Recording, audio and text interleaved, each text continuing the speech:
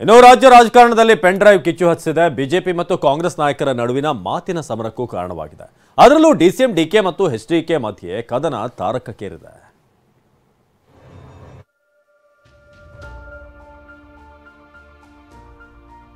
Pen drive ಪ್ರಕರಣ ಮತ್ತೊಂದು ಮಗ್ಗುಲಿಗೆ ಹೊರಳಿದೆ.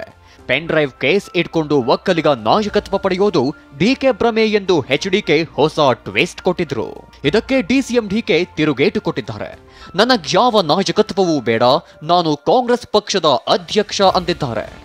ಇದರಿಂದ ಈ ವಿಷಯವನ್ನಿಟ್ಟುಕೊಂಡು ಒಕ್ಕಲಿಗರ ನಾಯಕತ್ವ ಪಡೆಯೋದಿದೆಯಲ್ಲ, ಅದೆಲ್ಲ ಭ್ರಮೆ. ಈ ವಿಷಯಗಳನ್ನಿಟ್ಟುಕೊಂಡು ಯಾವುದೇ ಕಾರಣಕ್ಕೂ ಒಕ್ಕಲಿಗರ ನಾಯಕತ್ವ ಆಗಲಿ, ನಾಯಕತ್ವದ ಹಿನ್ನೆಲೆನೇ ಇಲ್ಲ ಅವರಿಗೆ. ಆ ಸಂಸ್ಕೃತಿಲಿ ಬಂದವರೇ ಅಲ್ಲ. ಅದನ್ನೆಲ್ಲ ಬಿಜೆಪಿಯವರು ಅದನ್ನೆಲ್ಲ ಏನೇನೋ ಆ ರೀತಿ ಕ್ರಿಯೇಟ್ ಮಾಡ್ತಾ ಇದ್ದಾರೆ. ನನಗೆ ಯಾವ ನಾಯಕತ್ವ ಬೇಡ, ನಾನು ಕಾಂಗ್ರೆಸ್ ನಾಯಕನಾಗಿ ಈಗ ನನ್ನನ್ನು ಪಕ್ಷ 4 ವರ್ಷದಿಂದ ನನ್ನ ಆಯ್ಕೆ ಮಾಡಿ ಕಳಿಸಿದೆ. ನಾನು ಕಾಂಗ್ರೆಸ್ ಪಕ್ಷದ ಒಬ್ಬ ಅಧ್ಯಕ್ಷ. ಕುಮಾರಸ್ವಾಮಿ ಹತಾಶರಾಗಿದ್ದಾರೆ, ದಿನಕ್ಕೊಂದು ಹೇಳಿಕೆ ಕೊಡ್ತಿದ್ದಾರೆ ಎಂದ ಡಿಸಿಎಂ ಡಿಕೆಗೆ ಕೌಂಟರ್ ಕೊಟ್ಟ ಕುಮಾರಸ್ವಾಮಿ ಪೆನ್ ಡ್ರೈವ್ ಪ್ರಕರಣ ಕಾಂಗ್ರೆಸ್ಗೆ ತಿರುಗುಬಾಣವಾಗಲಿದೆ ಎಂದಿದ್ದಾರೆ. ಪಾಪ ಕುಮಾರಣ್ಣಂಗೆ ಬಹಳ ಹತಾಶರಾಗಿದ್ದಾರೆ. ಅವರು ಒಂದೊಂದು ದಿನಕ್ಕೆ ಒಂದು ಸ್ಟ್ಯಾಂಡ್ ಚೇಂಜ್ ಮಾಡ್ತಾರೆ.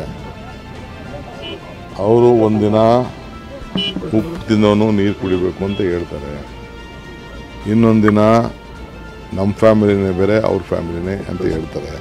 ನರೇಂದ್ರ ಮೋದಿ ಅವರನ್ನು ವೈಯಕ್ತಿಕವಾಗಿ ಟೀಕೆ ಮಾಡತಕ್ಕಂಥದ್ದಕ್ಕೆ ಅವರೇನು ಚುನಾವಣಾ ಪ್ರಚಾರದ ಒಂದು ವಿಷಯ ಮಾಡ್ಕೊಂಡಿದ್ದಾರೆ, ಅದು ಅವರಿಗೆ ಬೂಮ್ರಾಂಗ್ ಆಗ್ತಕ್ಕಂಥಲ್ಲಿ ಯಾವುದೇ ರೀತಿಯ ಸಂಶಯಗಳಿಲ್ಲ. ಕಾಂಗ್ರೆಸ್ನವರಿಗೆ ಮೊದಲೇ ಪೆನ್ ಡ್ರೈವ್ ಸಿಕ್ಕಿತ್ತು ಅಂತ ಹುಬ್ಬಳ್ಳಿಯಲ್ಲಿ ಬಿಜೆಪಿ ರಾಜ್ಯಾಧ್ಯಕ್ಷ ವಿಜಯೇಂದ್ರ ಆರೋಪಿಸಿದ್ರು.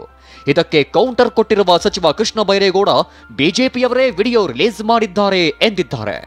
ಈಗ ಬರ್ತಾ ಇರ್ತಕ್ಕಂಥ ಮಾಹಿತಿಗಳು ನೋಡಿದ್ರೆ ಈ ಪೆನ್ ಡ್ರೈವ್ ಕಾಂಗ್ರೆಸ್ ಸರ್ಕಾರಕ್ಕೆ ಮುಂಚಿತವಾಗಿ ಸಿಕ್ಕಿತ್ತು. ಮೊದಲ ಹಂತದ ಚುನಾವಣೆ ಮುಗಿಯ ತನಕ ಕಾಯ್ದು ಕೊನೆ ಒಂದಿನ ಇದ್ದಂಗೆ ಬಿಡುಗಡೆ ಮಾಡಿಸಿದ್ದಾರೆ ಅಂತಕ್ಕಂಥ ಚರ್ಚೆಗಳು ಕೂಡ ರಾಜ್ಯದಲ್ಲಿ ನಡೀತಾ ಇದೆ.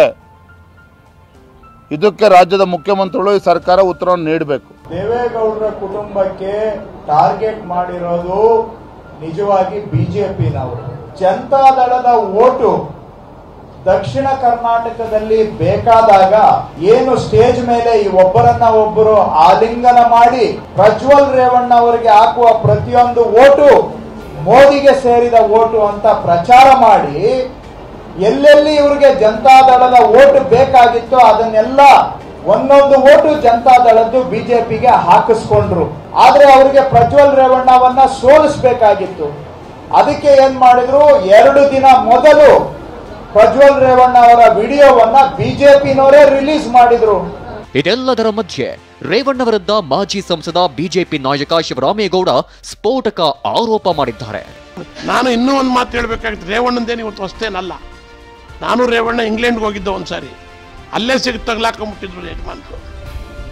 ಅದನ್ನು ನಾನು ಈಗ ಪ್ರಿವಿಲ್ 30 ವರ್ಷದ ಮುಂಚೆ ಈಗ ಏನು ಹಾಸನದಲ್ಲಿ ನಡೆದಿದ್ಯೋ ಅದೇ ಅನಾಹುತ ಅಲ್ಲೂ ಆಗಿತ್ತಣ್ಣ, ಅಲ್ಲೂ ಆಗಿತ್ತು. ಬಟ್ ನಾನು ಜೊತೆಲಿ ಹೋಗಿದ್ದನು ಇದು ಹೇಳ್ಬಾರ್ದು ಅಂತ ಹೇಳಿರಲಿಲ್ಲ. ಈಗ ಈ ಘಟನೆ ಆಗಿರೋದ್ರಿಂದ ಹೇಳ್ದೆ. ಹಾಸನ ವಿಚಾರಕ್ಕೂ ನನಗೂ ಸಂಬಂಧ ಇಲ್ಲ ಅಂತ ಬೆಂಗಳೂರಿನಲ್ಲಿ ನಿಖಿಲ್ ಕುಮಾರಸ್ವಾಮಿ ಹೇಳಿದ್ರು. ಈ ಘಟನೆ ದೇವೇಗೌಡರ ಮೇಲೆ ಬಹಳ ಪರಿಣಾಮ ಬೀರಿದೆ, ದೇವೇಗೌಡರು ನೊಂದಿದ್ದಾರೆ ಅಂದ್ರು. ನಾನು ಅನೇಕ ಸಂದರ್ಭದಲ್ಲಿ ಹೇಳಿದ್ದೀನಿ, ನನಗಾಗ್ಲಿ ಹಾಸನ ಸಂಸದರಿಗಾಗ್ಲಿ ಯಾವುದೇ ರೀತಿ ಹೆಚ್ಚಿನ ಸಂಪರ್ಕ ಇಲ್ಲ. ಸಲಹೆ ಏನು ಕೊಡ್ತೀರಾ ಸರ್? ಈಗ ನಾನು ಸಲಹೆ ಕೊಡೋಷ್ಟು ಮಟ್ಟಕ್ಕೆ ಇಲ್ಲ. ನಾನು ಇದ್ರ ಬಗ್ಗೆ ಏನು ಚರ್ಚೆ ಮಾಡಲ್ಲ. ಒಟ್ಟಾರೆಯಾಗಿ ಅಶ್ಲೀಲ ವಿಡಿಯೋ ಪ್ರಕರಣ ರಾಜಕೀಯವಾಗಿ ತಿರುವು ಪಡೆದುಕೊಂಡಿದೆ. ಅದರಲ್ಲೂ ಕುಮಾರಸ್ವಾಮಿ ಡಿಸಿಎಂ ಡಿಕೆ ಮಧ್ಯೆ ಮಾತಿನ ಕಾಳಗ ತಾರಕಕ್ಕೇರಿದೆ. ವಿಡಿಯೋ ಹಿಂದೆ ಯಾರ ಕೈವಾಡ ಅನ್ನೋ ಆರೋಪ ಮತ್ತಷ್ಟು ಹೆಚ್ಚಿದೆ. Bureau report, TV9.